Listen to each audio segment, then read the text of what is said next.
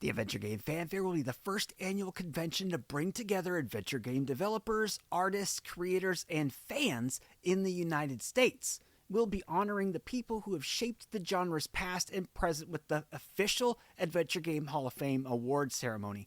Also, the Sierra reunion for the first time in, 25 years under the same roof? The inaugural fanfare will be held the weekend of July 27th to the 28th at the University of Washington in Tacoma, Washington. Space is limited. The Kickstarter is already underway, so be sure to support if you want to secure your passes. Welcome back, or welcome front if it's the first time joining us. I am Joshua. That's Jack, as always. Hello. This is the Adventure Game Hotspot podcast, and with us are our two very special guests. Very special guests. Yes, Jane and Robert. How are you folks? We're good. Good. Great. We were very happy when Robert gave us a message and said that he'd like to talk. And whenever I hear that, I get excited because you're some of our favorite people. So I want to start off by saying just to both of you, thank you for everything that you've done for Absolutely us in the adventure game community. Yeah, you're true artists in every sense of the word, and we appreciate that. Thank you very much. Yeah, we're going to appreciate everyone still caring. Oh yes, well that's the thing. Adventure gamers, this generation, we're still going. Yeah, and you made us care. It's not out of the goodness of our hearts. It's like you hooked us. We're still on the string. That's right. So we're going to talk first a little bit about Gabriel Knight, and then kind of move forward into what everybody's doing today. And hopefully there's some overlap between those two answers. Yeah, that would be nice.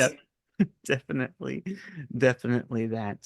So before we get started, why don't you kind of just tell us where you're at today, and then we'll jump into Gabriel Knight. How's everything going with you in your artistic life? Good. We're living in the Pacific Northwest again, over on the Olympic Peninsula, and have a little house and a couple dogs, and I'm currently working part-time as an in-home caregiver. It was just something I really felt led to do. It's very, very different for me. That's really wonderful. I applaud you for that. I mean, we need people doing that. Well, I've been a writer for over 30 years, and you get stuck in your own little office in your own little head, and I just decided it was time post-COVID to actually get out in the world a little bit. No, that's great. But I'm still writing. I'm currently working on more of a metaphysical thriller again, getting back to that genre. And just interested to see where things go with the games too. Oh yeah. Yeah, I've been I did a Kickstarter last year, and or I guess early this year, and we've been working frantically on the new album Son of Sequel, and we're almost done, which is exciting. So we're getting ready we're in mixing right now, getting ready to go to mastering, and I spent the last few weeks actually working on the reunion of the Scarlet Furies, which is a really nice tune that we're very excited, and it's just a joy to work with Raleigh on something again. Yeah, it's really fun to hear Raleigh singing again. Yeah, so what's that like, working professionally with your daughter? Is that special? Is that extra special for you, or is it extra stressful? Man, she's tough. That's why she's so good. I got to be on my best behavior, and she has very high expectations. Wow. Well, it shows in the quality of the music.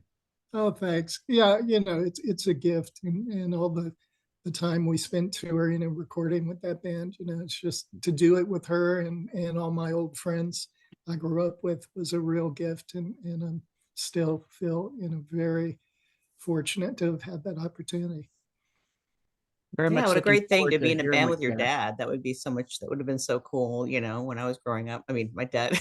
I can't imagine that, but yeah, it's a great thing they've been able to share together, and that we've all been able to share. So I was in a band with my father. Managed the band for a while. You were in a band with your father? I was in a band with my father. We called ourselves the Thumbs. I don't. Oh, Nice. I don't wow. understand. He would always tell me, "Hey, slow it down, slow it down." Like I was always Yeah, that sounds like a dad. It does. Yeah. Yeah, That's yeah. hilarious. Oh yes, and you mentioned that you're working on a new book. Are you currently penning it, or is it in the thought process stage? About 2/3 of the way done. Oh, It's a big sci-fi metaphysical thriller, epic thing. So it's really different than the romance I've been writing for the last 12 years. But yeah. It's very cool. we'll It's see. obviously I can't say anything about it, but it's a really cool concept. I always wondered, Jane, what kind of writer are you? Are you write by inspiration or sweat it out every day kind of thing? Or how do you get your work? Yeah, I mean, you're really prolific. Like I can't believe the amount of work that you've published over the years. Yeah, I've written a lot.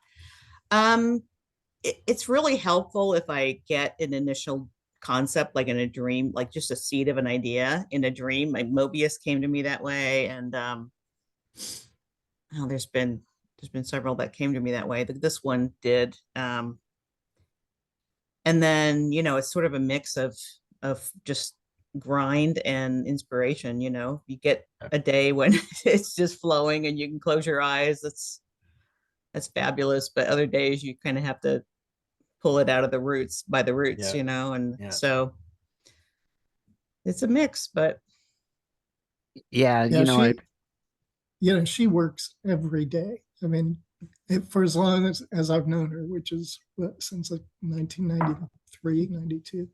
yeah. She's just, cranks every day. at one point, does it become work for you? Has it ever become work? Yeah, I mean, usually I'm led to things based on passion. Like before I started at Sierra, I had bought my first two adventure games, Manhunter San Francisco and King's Quest IV, and I just became obsessed with them. And so I applied to Sierra. So that first whole period that I was working there, I mean, I guess probably maybe just the very end of GK3 was more of a battle, but initially it was just like absolute passion.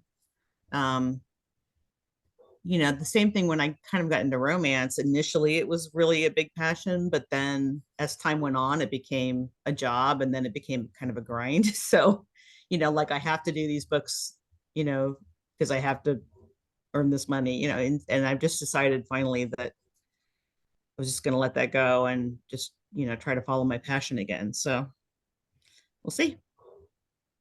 And you had mentioned that towards the end of your run in Sierra, things became a bit of a grind. Is there something specific that was causing that to give you a grind? Yeah. Maybe did the passion fade? Well, I think no, it was more just the environment, because GK1 and GK2, Sierra was kind of at its peak golden age, and everybody on the team was so passionate about adventure games and working together, and we had such a clear vision for the project. Even with GK2, which was so challenging because it was all live action, and we had an enormous script, and it just was so crazy trying to accomplish what we accomplished on that budget. But by the time GK3 came around, Sierra had sold, was it Sendant or something, was the first company that bought them. They had moved to Seattle, and like most of the company was working on action games, 3D action games. And so I was kind of like the last dinosaur on the block. And our team had so much turnover. Maybe I think there was like an entirely different team at one point, and a couple different producers, and it just was kind of felt like rolling a boulder up a hill. It just like I didn't really feel like the support of the company was behind the project. I didn't feel like the people working on it necessarily were that passionate about adventure games. So it was just I just say more the atmosphere at the company at that time. Did you say you prefer writing books more than games, or games more than books, or do you like both for different reasons? What's your fancy? I would say the latter. I mean, it's just been a while since I've had a really good game and team. The last one was, when we did the Kickstarter, and we did Mobius and the GK remake. The GK remake was really fun to work on because, you know, I got to revisit all that old dialogue and add some new scenes, and that was really fun. I mean, you know, for a game like that or GK4, you know, it would be really fun to work on, assuming that, you know, you had a supportive team and all Right. that. Interesting that you mentioned how GK1, the remake, was a lot of fun, and you were saying that if it was successful, that you'd like to continue the series from that point on. Could you clarify what you were meaning on that? Were you like wanting to pick up the series from where it left off, or would you have done like an alternate trajectory? Are you quoting me from back in 2012? Yes. Yes, it's in black and white. It's Well, written If into it it. wasn't last week, we don't remember. Yeah, hey, I'm the same way. well, of course, when we did that Kickstarter, we were hoping, you know, at the time, a lot of people were doing adventure game Kickstarters, and we sort of had this dream that maybe they were coming back and we'd get to do, you know, they'd be really successful financially and we'd get to do more and have our little studio. And that just didn't happen. I mean, the games just didn't do well enough financially. And then with GK1, the remake, it was actually super challenging because when we did the Kickstarter, we had done a deal with Activision, and we like pushed really hard to get that signed so that we could promise on our Kickstarter that there would be another game. And so we got that to happen, but then probably 3 or 4 months in, they canceled it. Yeah. And I'm like, you know, I'm a very responsible person. Like if I say I'm going to deliver 2 games by this date, I'm going to deliver 2 games by that date, right? So, you know, then we had to negotiate with Activision to get the rights to basically take the assets that have been created so far and create our own, you know, just finish it ourselves. So yeah, it was a lot, you know, and on the budget that we did. And so I think that whole experience just sort of really burned us in terms of, Sure. you know, financially and energy of like, okay, this is not really panning out. So let's back off of this concept for a while. Go ahead, Jack. I see you. Yeah, I mean, fortunately, you don't have to deal with Activision anymore. But Yeah. what is it like to deal with sort of a big conglomerate that owns your properties? Let's say, you know,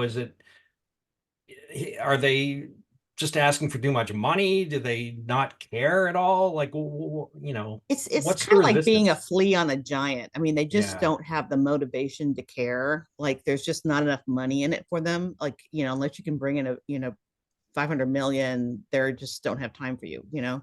I mean, they had a very small legal department, and stuff would be backed up for months, you know, and just, you know, Right. even if you had a line producer that was passionate and like wanted you to have this opportunity, you know, wanted you to be able to do this, you know, just to get it through legal, you know, was such an ordeal. And I think worse than that was, you know, it's not so much the last few years, but probably for you know, since the 90s, I've had 3 or 4 decent film opportunities a year of people calling me saying, hey, we'd really like to make a Gabriel Knight series, or we really like to make a Gabriel Knight movie. And granted, some of these people are film students, but there were some Right. that were like legitimately had made there were some some. real movies and stuff. Yeah, yeah. And you just couldn't get Activision to even respond on that stuff. I mean, they just had, you know, they told me flat out, we're not licensing anything. We're not licensing anything. We're not licensing anything. You know, Steven Spielberg could call and Right.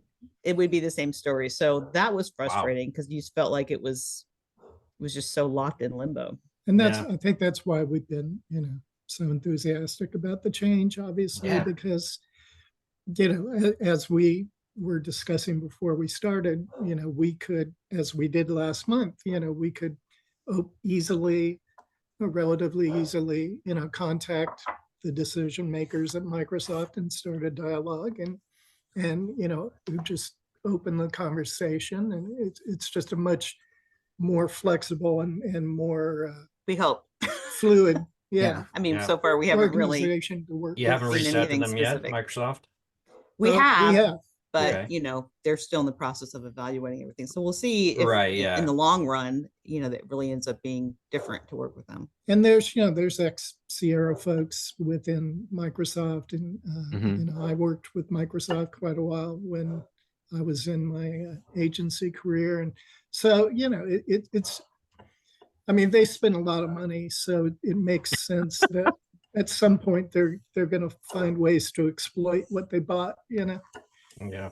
You would think that they wouldn't want to just have properties just sitting on the shelf Yeah, it's a waste. gathering dust. It is a waste. Yeah.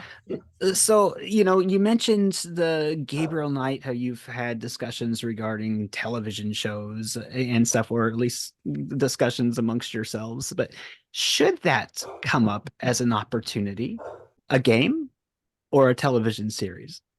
Oh,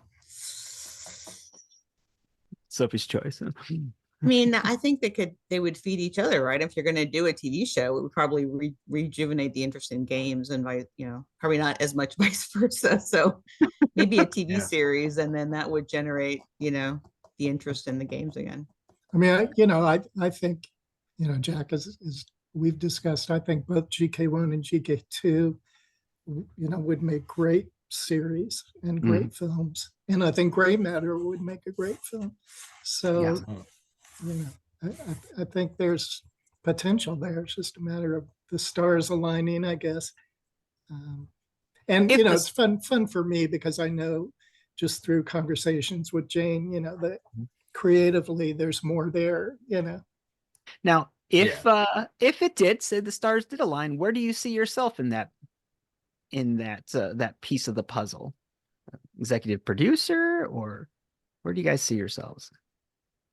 No, I don't. I think just, it'd be great to be a consultant. I don't. Yeah, you wouldn't mind handing over the reins to like other writers? I've written a couple screenplays, but I don't think that it's my forte. So I think probably somebody else could do a better job with it, especially, TV series. They have very specific, there's very specific mechanisms. Points along the arc, what's supposed to happen at minute 30, what's supposed to happen at minute 45, how do you lead into the next, that's just a thing that I have not ever really written in. So, but it would be great to be involved, as a consultant, and maybe, write some basic storylines for future episodes and visit the set and stuff like that. Would be great. And go ahead. I love to think that at least the musical style and maybe some of the themes from the games might be leveraged, which would be fun to be involved in that. So. Well, I would definitely watch a Gabriel Knight show, that's for sure. But I think a lot of people listening to this podcast really want a game, so I'll just come rip off the Band-Aid. What are the chances for the Gabriel Knight for?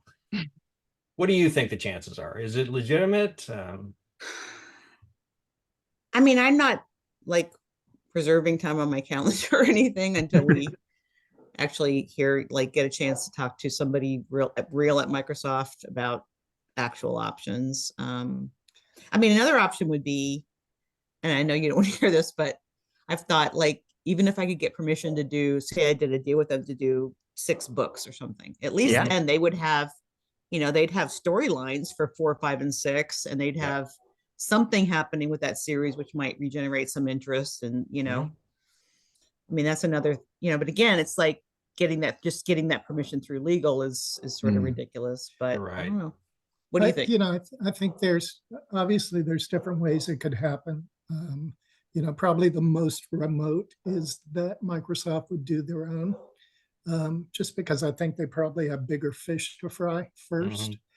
But also, we've already been contacted by, development groups who would have interest. And, if somebody could put together the right package and then take it to Microsoft and say, hey, we've got funding, we've got a team, give us the license. I think Jane and I, would love to be involved. That's true. I think it's more likely if a development team wanted to do it and they put together a really cool demo, we could work with them on the concept and stuff and present it to Microsoft. I think it's much more likely that Microsoft would license it for a game than it ever had been that Activision would. So, and I have had people over the years again contact me looking for to do a game, and at the time I had to say I didn't think Activision would give the license, but I mean, I do think it's more likely that Microsoft would be open to that. Hmm. You mentioned that you'd love to even write a book. And have you written this book inside your head for 4? Have you really fleshed out the story of what a Gabriel Knight 4 would be? Obviously we know where things have been. I have a couple of treatments for, I think there's 2 different ideas for it that I had done treatments for. At one point when I was working with Phoenix, we did sort of a little demo for a Gabriel Knight 4 game. Mhm. And I had done a story treatment for that, but it's not fleshed out to the point where it's an actual full book or design document or anything like that. Gotcha. Yeah. Now, no artist can really answer this, but I was actually wondering like how much you iterate an idea once, once you get kind of a central premise and you're okay, I want to do a game of, or a book or whatever about ghosts or vampires or whatever it is. Like, what's the process for iterating that into like an actual document? Like, do Torturous. you just, yeah, I get asked a lot if I'm a pantser or a plotter, and it's like I kind of go back and forth. So like if I have a basic idea, say I know where it's going to be set and I know what the general theme is, I can sketch out a few scenes in this broad, totally blank canvas, and then sometimes on a walk, I'll get another scene in my head. And, I just sort of, that stuff just sort of slowly starts filling in, and again, sometimes you just get the idea. And then sometimes you have to really think about it. Like, okay, I need this what kind of crisis do I need? Is it going to be, right. Spiritual? Is it going to be action? Is it going to, I mean, those sorts of big story moments you try to, often I will have the ending. I will often have the beginning and the ending, and the middle is kind of like a mush, it's kind of this amorphous blob. Yeah. And that's sort of the harder part to really fill in. One of the things I've noticed with Jane over the years is it's important for her to externalize ideas and sort of chew on them out in conversation. And, I can totally relate to. Yeah, you can sort of drive yourself crazy if you internalize everything. And I remember actually, we were first getting to know each other when we started GK1, and like every day we would go walk around Bass Lake, and she would just run ideas and develop stuff, and it was interesting to kind of hear that happen. Yeah, that's great. Yeah, I remember reading that like Gabriel wasn't originally a bookseller. He was like going to be a more professor, paranormal researcher kind of guy. So like, can you remember any of that transition? How did you get from point A to point B, which was fairly different?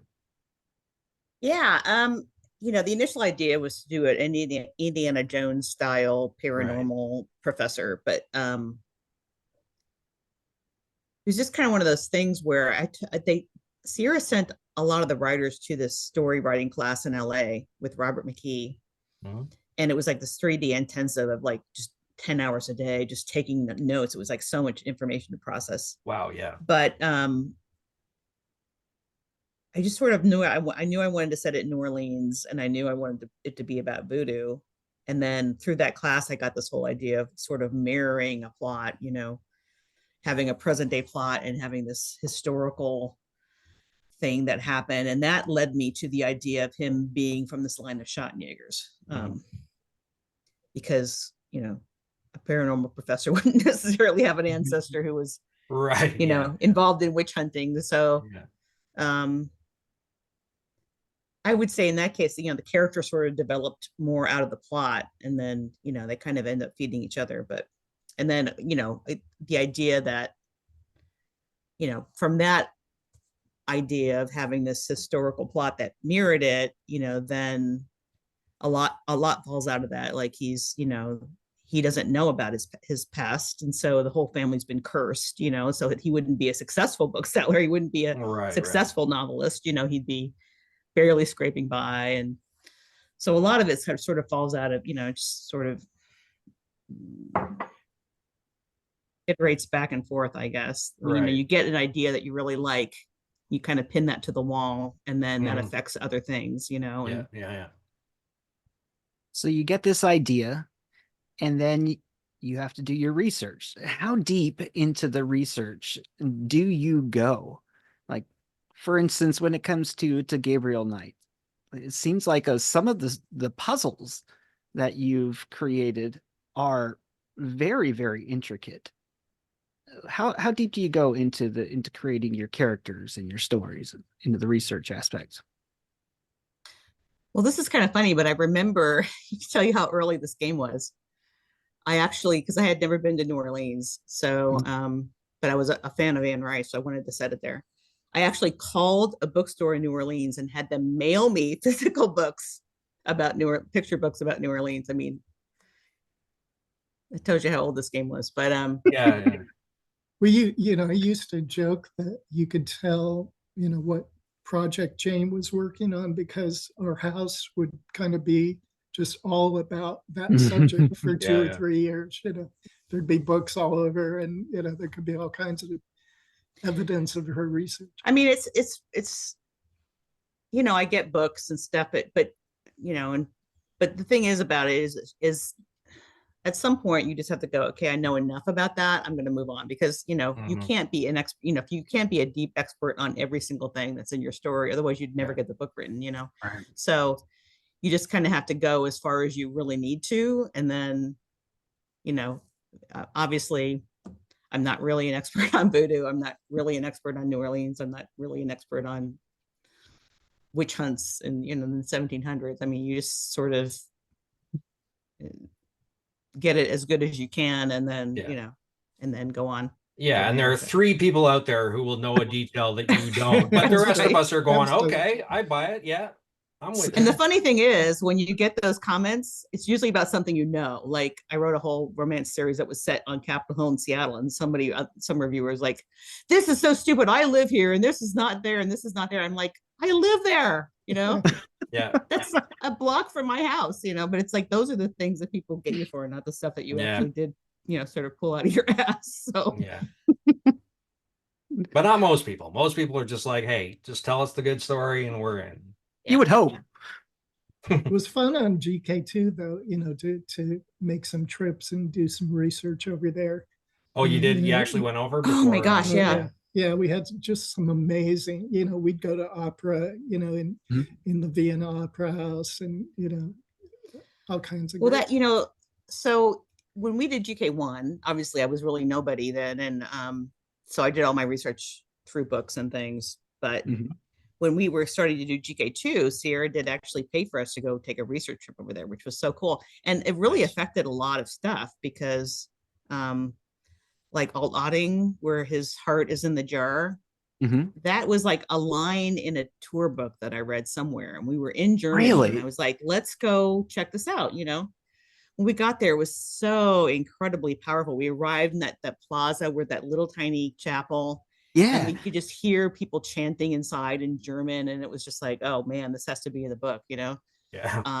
And the beach where he had walked into the water and died, that was another location that we went there, and it was like, yeah, this has to be in it. So, and the same thing with Ron Le Chateau, I was able to go there. And so a lot of the stuff we used, even with the puzzles, and were things that I picked up while I was there, took pictures of, or ideas that the trip gave me.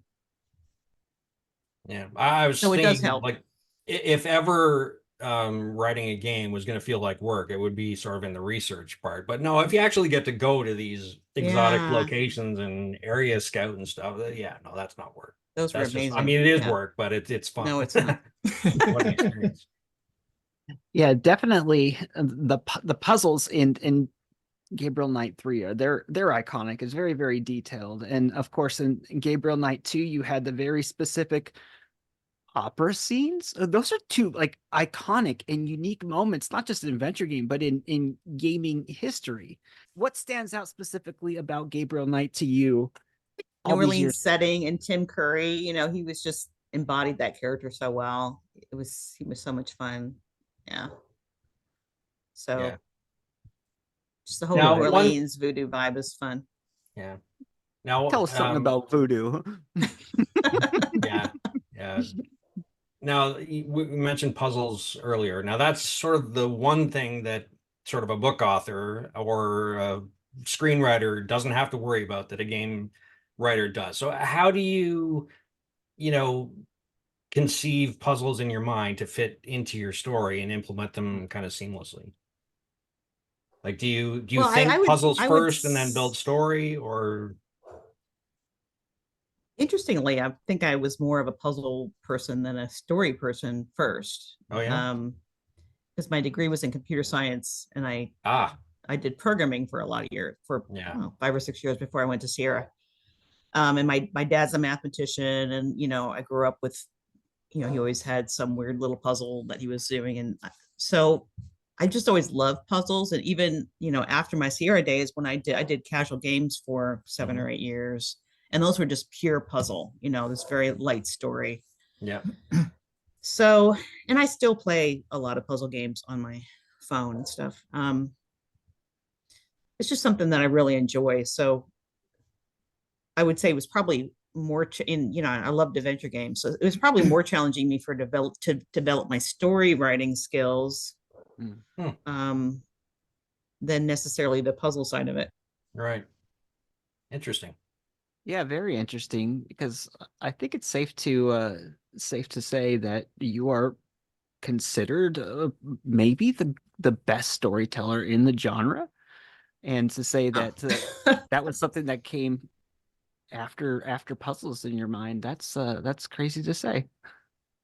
But I think like the evidence is there in the quality of the games too, because I Sure. sort of the best adventure games manage to really marry puzzles and story, and like it's clear that you're committed to both, and I think that's what makes your games sort of stand out above a lot of the rest, which sort of disrupts a question I was going to ask later, but yeah. Well, I know, from my sort of creative perspective, it's the power of her stories that made it so easy to write music that was emotional, because there's just so much richness, in the characters and in the dynamic in the stories. And, it was just always a pleasure to respond to that. You guys. The question I was going to ask, and I was going to hate myself for doing it because too many games are getting away from gameplay and puzzles, but I just wondered, like, visual novels are becoming kind of all the rage. And, I thought that would sort of suit your skills, to let you tell as sort of complex a story as you want, relatively cheap to produce. Was that something you would ever consider? It doesn't have to be Gabriel Knight, it could be anything. I'm just not really familiar with them. Probably if I found some good examples, it might inspire me. Okay, yeah, no. Forget I asked the question. Don't. So, No, the I'm just graphic, kidding. the graphic novel in GK1, I think, especially for the Those were so time, much. I love doing those graphic novels. that was very cool. Well, and we did one for GK2 and GK3. We didn't really do an actual graphic novel for GK2. There was a physical graphic novel for GK3, and then the Phoenix team put together one for the story that I wrote. And it was interesting because I never even knew they were going to do that. I had written this short story, sort of Gabriel in between GK3 and GK4, and they just presented me with a graphic novel version of it, which was really fun. That's something I would have enjoyed doing, is writing for comics, I think, because I do love Neil Gaiman and a lot of the great graphic novels. Yeah. Well, a visual novel is essentially a graphic novel, but with a sort of choose your own story sort of interactivity for the reader. So you get to branch off, so. Send me a link. Yeah. But like I said, there's too many of those already. So we want the full-fledged Jane Jensen, Robert Holmes package. All right. All right, so let's talk a little bit about your books that you've come out with. Say, to those who have not read any of your books, let's talk specifically about your science fiction books. As a Gabriel Knight fan, what would you suggest that they jump into? What's the best book, Jane Jensen style book, to jump into? Well, when I guess early 2000s, after I was not working on GKs anymore, I did two big, I call them metaphysical thrillers, because they really,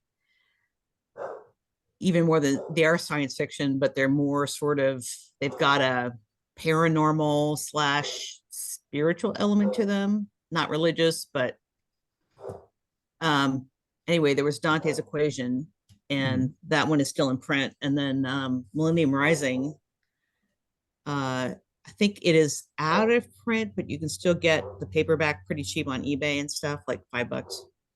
So those are the two big, and I would say almost Dan Brown style, where they had a lot of history and a lot of sort of conspiracy stuff. And so I did those two, and then we really couldn't agree on another project with the editor there. Those were published by Penguin.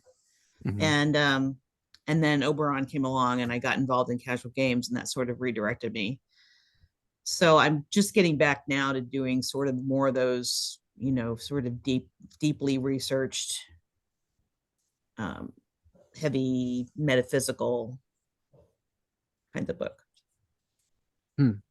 There was another cool mystery that she did when we were living in Pennsylvania on the farm. I did a couple of Amish murder mysteries too under Jane Jensen. Amish murder mysteries. Really nice, texture. Where do you see you folks in 2025 artistically? 2025, not 25 years from now.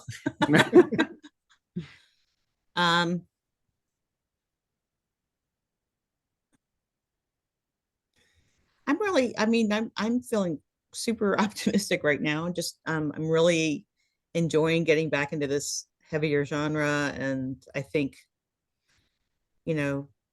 fans of my old work will enjoy it. And it'd be great if some kind of opportunity came up around Gabriel Knight as well, whether that's to do some novels of it, or a game with a small developer, or be involved in a TV series or something. I could definitely see that happening. I'm really optimistic that something like that will develop. I mean, I think there is an opportunity for a game out there, and I think it's just a matter of getting all the elements involved and getting it to happen. As we've said, I think all that stuff would make a great series or a great film. I think Gray Matter would make a great series or a great film. I think this new book Jane's working on is very cool, as I've sort of shown recently, I'm willing to write music whether anybody wants to hear it or not. So I'll probably keep doing that. Keep hopefully doing some more work on my own and with the Furies. I'll ask a bit of a pie in the sky question. Somebody hands you a check for $2 million. I'd do it myself. I'm just a little over 2 million short, but it says make anything you want. Again, let's make it a game. Make any game you want. It doesn't have to be Gabriel Knight. Doesn't have to be an adventure game. This is all about you. You do your passion project with this. What do you make? GK4. It is okay. All right. Well, that's good. You hear that, fans? Jane's on board. I think there's a real desire with both of us to hopefully have the chance to do something really, weighty again with GK and do some more while we're still here and have people, enjoy it. And what kind of presentation, like the 3 earlier GK games, they played similarly, but just in terms of presentation, they were much different. There was sort of pixel art, there was FMV, there was real-time 3D. Which do you prefer? Which would you prefer for a new Gabriel Knight project? I think it would probably be more like the GK1 remake or even Mobius, where it's not real-time 3D, but you could have 3D elements certainly, but something with a really nice sort of illustrated style. Mhm. So there's so many great, I mean, as the Williams, showed Mhm. last year with the VR, and I think there's going VR to would be really fun. yeah, I think to see one of Jane's stories in a VR environment could be just Yes. so Wow. powerful. I hadn't even considered that, but yes, I like that idea. Yeah. Yeah, I always dreamt about doing something like that. Although Gabriel Knight would be a complex game to do in VR. You'd have to sort of limit it, I think, but you could have Yeah. sections that were VR. Mhm. well, you hinted as ghosts in Gabriel Knight 4. I'd really hate to see ghosts coming at me in virtual reality. Oh, that's what I want to see. Yeah. Where I was don't that? know if I You can know. handle that. Well, I think that wasn't the more recent concept. Gotcha. The idea that's in my head right now is more witchcraft oriented. Oh man, I really wish we had so much more time now. You really Yeah. just opened up the box. I want to pick your brain. Oh, so badly. Maybe we'll have to do another interview later on and talk a little bit more. One thing I did want to mention before, or ask a question before we get out of here, is as you may or may not know, you guys, or Jane specifically, you've been nominated for the Adventure Game Hall of Fame, the officially sanctioned Adventure right. Game Hall of Oh, Fame. There's wow. over 500 hours have been put into making this thing work out. What would it mean to you if the writers voted you into the Hall of Fame?